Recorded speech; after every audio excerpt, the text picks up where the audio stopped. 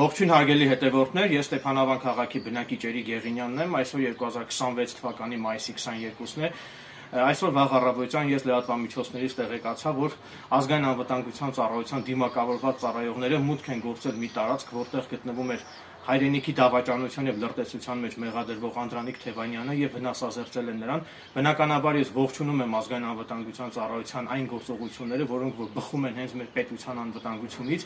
Հայրենիքի դավաճանությունը դա բավականին քստմնելի արարք է եւ արժանի է հասարակության պարծավանքին եւ ես կցանկանայի, որ հայրենիքի դավաճանության մեջ մեղադրվող յուրաքանչյուր ոք դատապարտվեր միայն ցմահ ազատազրկմամբ, այլ ոչ թե որոշակի ժամկետով ազատազրկմամբ, անկեղծ ասած հոգիս փառավորվում է, երբ ազգային անվտանգության ծառայությունը այդպես դիմակներով ներխուժում է եւ վնասազերծում է հանցագործներին, եւ ես կցանկանայի, որ ազգային անվտանգության ծառայությունը այդպիսի մեծ խանդավառությամբ վնասազերծեր նաեւ ներկայումս ազատության մեջ գտնվող Հայաստանում գտնվող օրենքով գողերին եւ բոլոր այդ սուտի գողականներին, քրեական հեղինակություններին եւ զոննայողներին։ Հանրությանը ցանկանում եմ տեղեկացնել, որ Վանաձոր քրեակատարողական հիմնարկի իմ իրազեկիչներից մեկը զանգահարել էր ինձ եւ ինձ ինֆորմացիա տրամադրել այն մասին, որ Վանաձոր քրեակատարողական հիմնարկի զոննայողը ներկայումս գտնվում է արտոնյալ կարգավիճակում, ազատ ունի բջջային հեռախոսներ, ուստի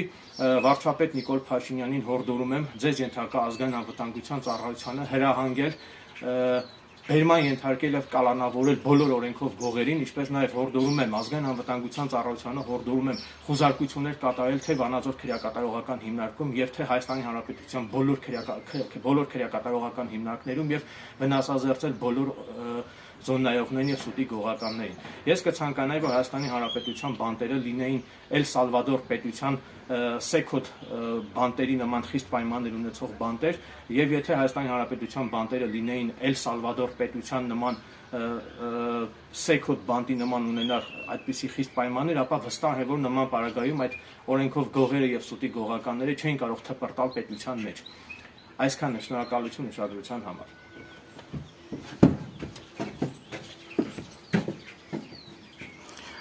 Ակնկալում են, որ պետական մարմինները ականջալուր կլինեն իմ այս տեսանյութում արծարծվող ողջամիտ դիտարկումներին եւ ակնկալում են, որ